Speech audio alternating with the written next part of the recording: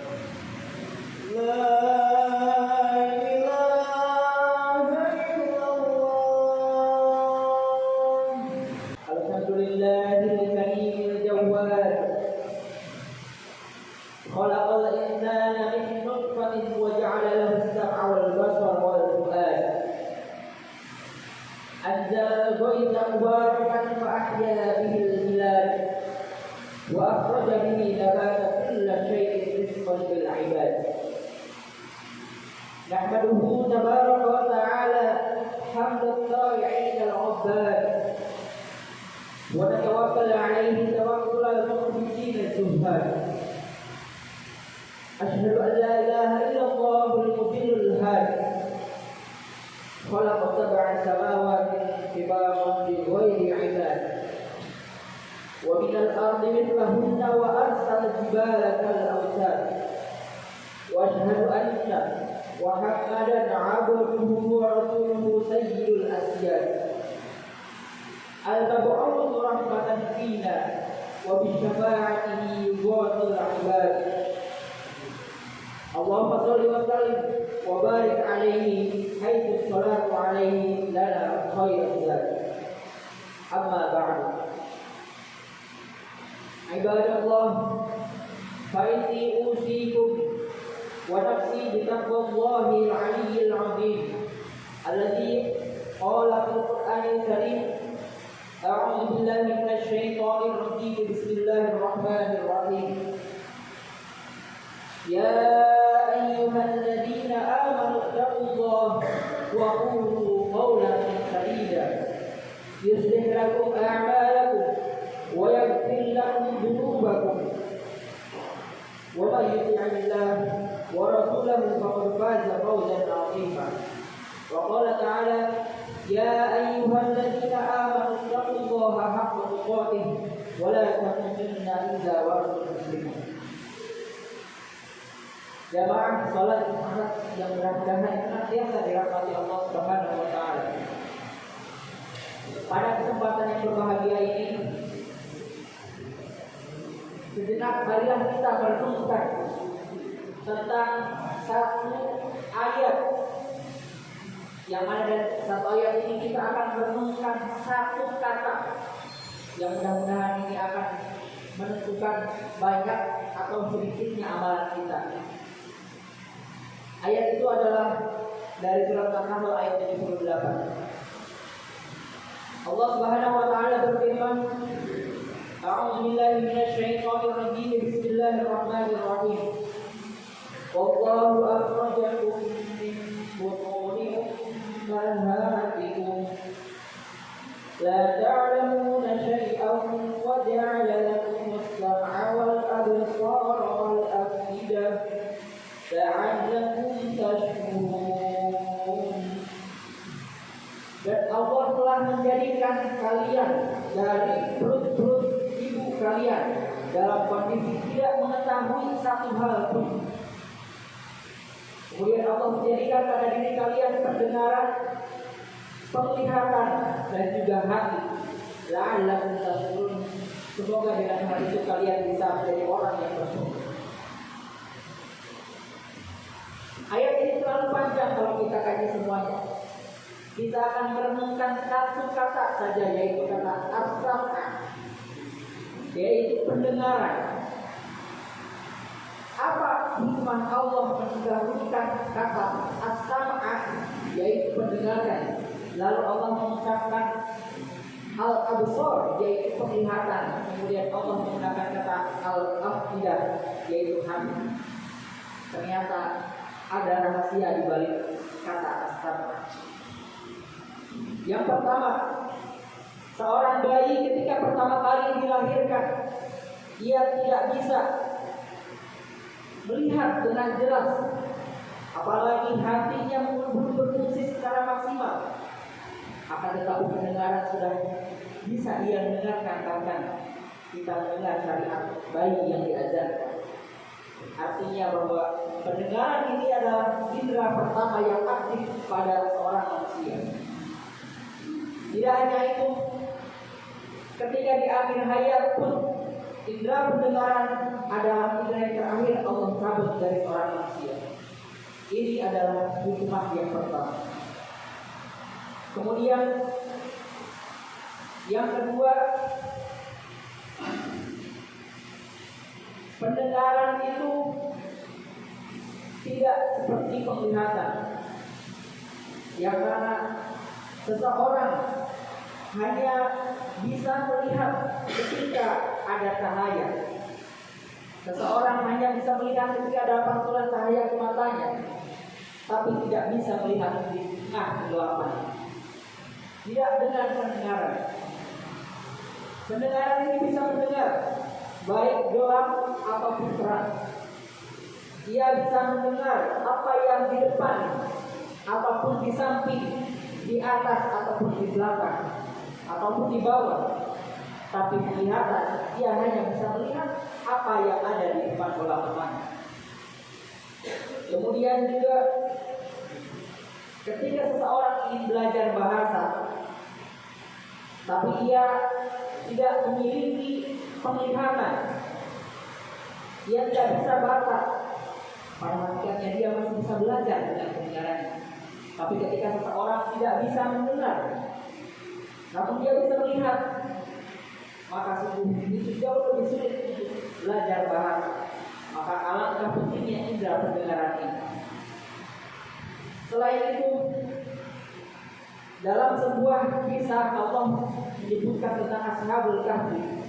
Di situ disebutkan, "Fadarabna 'ala adanihim bil kahfi sinina 'adad." Telinga telinga Ashabul Kahfi itu ditutup oleh Allah melalui sebuah hijab tak nampak, sehingga mereka bisa tertidur selama 309 tahun hijriah lamanya. Kenapa? Karena telinganya ditutup. Perlu diketahui bahwa orang tidur hampirnya dia mendengar walaupun dia tidak melihat. Buktinya adalah ketika mungkin dia mendengar alarm, dia langsung terbangunkan karena telinganya terlalu on. Akan tetapi penglihatan ketika dia menutupkan matanya, dia tidak bekerja. Oleh sebab itu ketika Ashabul Kahfi ini Allah tutup pendengarannya, maka ia tidak mendengarkan suara apapun yang ada di sekelilingnya. Sungguh indah dan besar sekali mukjizat dari pendengaran yang disebutkan dari kata as-sam'a. Masih banyak sekali keistimewaan pendengaran yang telah Allah firmankan, tapi ini adalah di antara sebagian kecil dari keistimewaan yang telah Allah berikan kepada manusia. Maka mudah-mudahan kita termasuk orang yang bersyukur atas kenikmatan pendengaran ini. Amin ya Allah ya Rabbal alamin. Barakallahu li wa lakum fil Qur'anil azim wa nafa'ani wa iyyakum bima fihi minal ayati wa dzikril hakim wa taqabbal minni wa minkum tilawatahu innahu huwas samiul alim. Allahumma shalli ala sayyidina Muhammad wa ala ali sayyidina Alhamdulillah bi ni'matihi tatimmus shalihat wa bi fadlihi tatanazzalu khairat wal barakat wa bi tawfiqihi tatahaqqaqul maqasid wal ghayat. Asyhadu an la ilaha illallah wahdahu la syarika lah wa asyhadu anna Muhammadan abduhu wa rasuluhu la nabiyya ba'dah. Allahumma shalli wa sallim wa barik ala sayyidina Muhammadin wa ala alihi wa sahbihi al-mujahidin al-tahirin. Pada khutbah kedua ini kita ingin merenungkan bersama tentang kenikmatan yang sudah kita pelajari di khutbah pertama tadi, yaitu kenikmatan pendengaran. Sungguh Pak, alangkah indahnya ciptaan Allah. Andai Allah menghendaki telinga ini berada di atas kepala kita, tentu kita akan sangat kesulitan dalam melaksanakan aktivitas. Andai telinga ini rusak salah satunya, tentu kita akan kesulitan untuk menyeimbangkan ketika kita berkendara. Andai telinga ini Allah cabut kenikmatan mendengarnya, niscaya kita tidak bisa mendengar orang-orang sekitar kita di dunia terasa hening sepi. Maka marilah kita bersyukur terlebih dahulu, alhamdulillah atas segala kenikmatan ini. Itu baru kenikmatan pendengaran. Pada khutbah ini kita akan coba mempelajari apa yang paling banyak kita dengar melalui telinga kita ini. Secara umum yang biasa didengar ada 3 kategori. Yang pertama adalah masmu'an bi hubbillah wa yardahu bi amrihi. Sesuatu yang didengarkan dan Allah cintai. Jadi ketika kita mendengarkan sesuatu itu Allah juga suka. Bahkan ada pahala di balik apa yang kita dengarkannya itu. Sebagaimana kalau misalkan kita mendengarkan lantunan Al-Quran. Kalau dalam Al-Quran Allah menyebutkan wa idza sami'u ma unzila ila rasul. Dan ketika mereka mendengar apa yang diturunkan kepada Rasul, yaitu Al-Quran, tara a'yunahum tafidu minad dam'i. Kau dapat melihat mata mereka bercucuran air mata saking sejuknya mendengarkan tilawah Al-Quran. Ini adalah kategori pertama yang didengarkan oleh manusia, yaitu sesuatu yang Allah cintai. Yang kedua, yang biasa manusia dengarkan adalah masmu'un yabghadullah wa yanharan. Sesuatu yang didengar tapi Allah membencinya. Allah tidak suka. Bahkan otomatis itu menjadi dosa bagi yang mendengarnya. Itu adalah seperti mendengarkan orang yang bergibah, mendengarkan omongan-omongan yang tidak berfaedah, mendengarkan hal-hal yang tidak ada manfaatnya. Maka itu masuk kategori kedua, sebagaimana disebutkan, wa idza sami'tum ayatillah yukfar biha wa yastahza'u biha. Ketika mereka mendengar ayat-ayat Allah, baik Al-Quran, yaitu ayat qauliyah berupa ucapan, ataupun ayat qauliyah berupa semesta, mereka hanya melakukan yukfar biha, ingkar terhadapnya. Maka ini adalah kategori kedua. Dan yang ketiga adalah mendengarkan sesuatu yang mubah. Artinya ketika kita mendengarkannya itu tidak bernilai pahala dan juga tidak bernilai dosa.